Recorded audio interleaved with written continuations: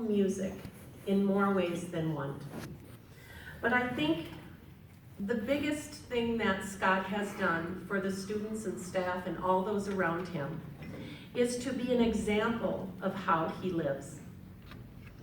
He lives selflessly, and I think everybody who knows him and his life and the dedication he's given to not only Bethlehem Academy, but to the students past and present, and especially to his family. And that's what I find the most inspiring about Scott. So right now I'd like Scott to come up to receive his award. Thank you.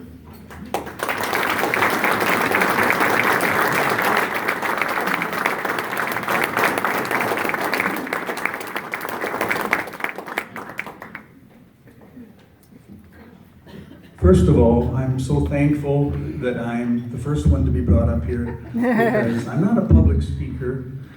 People think I am, and they think I'm comfortable in front of crowds because in concerts, I always have something to say in between songs. Those are all off the cuff, and this should be a little more formal than that.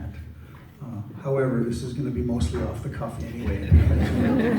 I wrote down some ideas. I thought about this forever, and every time I thought about it, I had a different idea.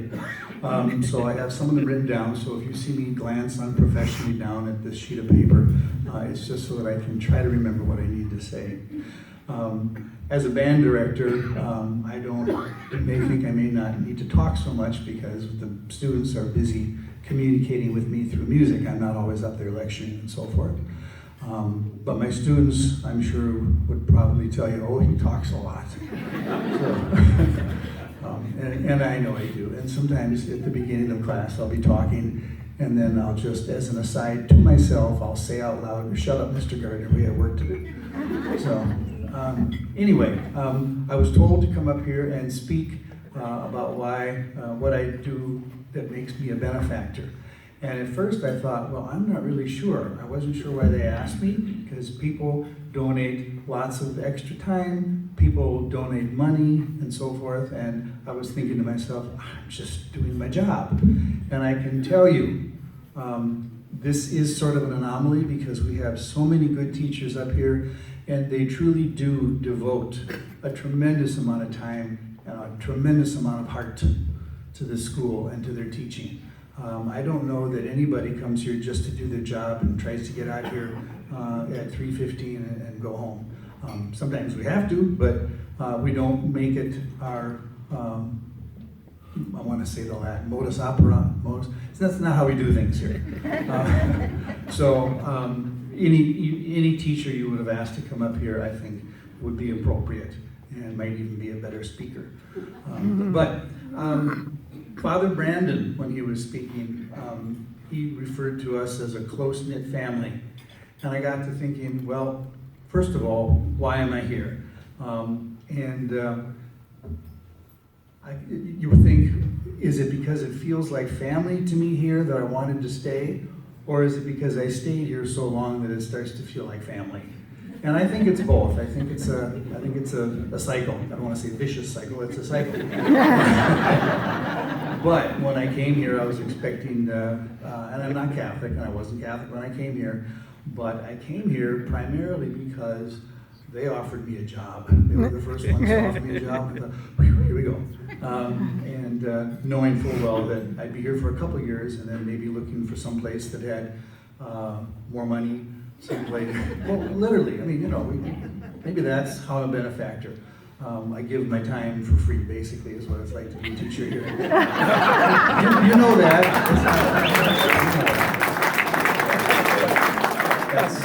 That's what I'm giving. So if I give a lot of time, if I give a little bit of time, doesn't matter. It's all for free.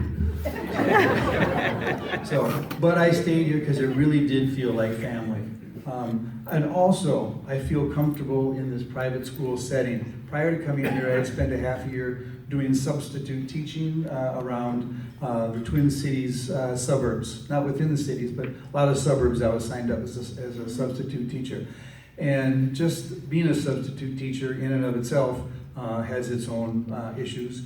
But being up in a public school it's a whole different thing. While I was substitute teaching, I had really good days, but they would hire me for everything. I think I substituted for a half a year, and 3 times I got substituted for band. Band directors just don't get sick, I guess.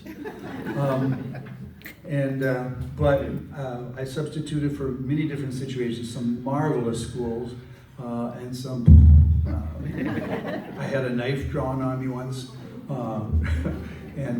so we had some interesting experiences, and I thought, private school, I don't think that's going to happen here. I will tell you that about a half a year after being here, I was pulling out of the parking lot and getting ready to drive home, and got a snowball right against the side of the car. And I couldn't believe that a place like Faribault, like Bethlehem Academy, would have a student that would do that. But I wasn't really thinking too much. It was mostly emotion. I slammed on the brakes, hopped out of the car, ran up the steps to the front door, and did my drill sergeant routine right in the face of the person who threw the snowball. And basically I was saying, how dare you do that to us?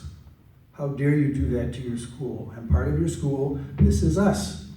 You're doing this. I mean, it's like being in the Army and shooting somebody on your own side. It's just, what are you doing? And then I realized I just said us. And it's been like that ever since. So, but I've had amazing students to work with, just astounding students.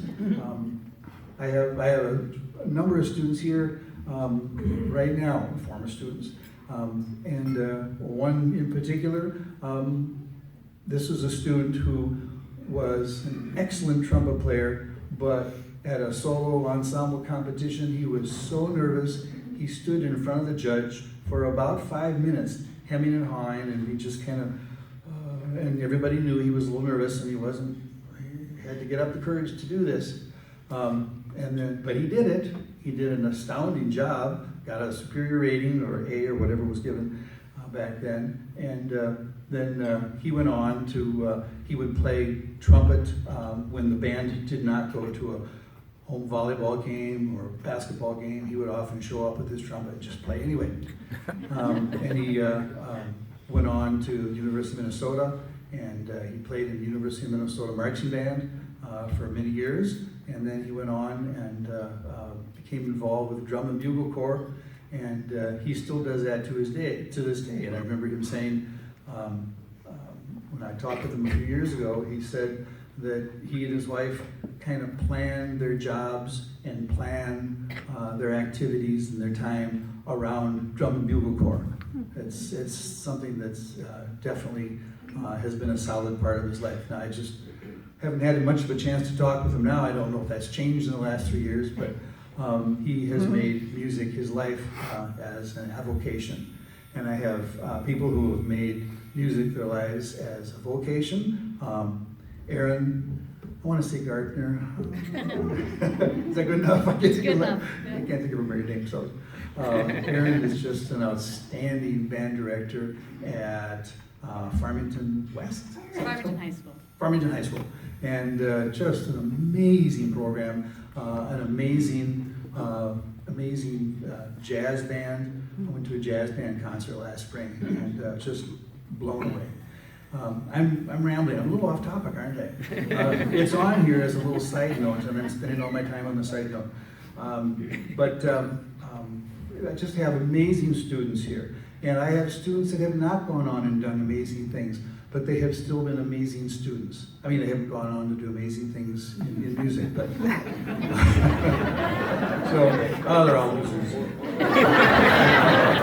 Except for those two, I guess. Anyway, but I have dedicated my time here so much because it's so fun, it's so rewarding to be working with students like this, and to be working with them all the time, before school, after school. You look at my schedule, my daily schedule, and my lessons start before school, 20 minutes before school, and my lessons end about a half an hour after school, and every gap is filled in between. So it looks like I'm always busy. When does he breathe? When does he use the bathroom, so forth. But students don't always come to their lessons, so I have breaks all the time. I just never know where they're going to be. But my point is, there are times when everybody comes to their lessons, and boom, boom, boom, boom, boom, and then Yeah. I'm happy on those days. I'm probably happier on those days than any other day because I know we're getting stuff done, and I enjoy working with the students. The students will tell you we spend out of a 20-minute lesson, we probably spend, taking an educated guess here, 15 minutes with music, and the other 5 minutes we're literally talking about the weather or talking about whatever. So I really feel close to all my students because I get to see them one-on-one or one-on-three, depending on how many people come together for a group lesson perhaps. But I know my students, and I know them well. And so it feels like family. And so when you're here, you get those first 4 or 5 years in, then the 6th year, you don't really want to go because you have students and friends that you want to see another year that you've known for 5 years. If you've been here for 6 years or 7 years, you've got students you've known for 6 years. There's always somebody in the family coming back the next year. I just never want to let go. So sooner or later I'm going to have to. Sooner or later I'm going to retire. People keep asking me that because they see my gray hair and they see me walking with a cane and, oh my God, he's still here. But I enjoy it, and I guess I'm a benefactor because I give of my time. But that doesn't feel right because I get so much back. So, thank you very much.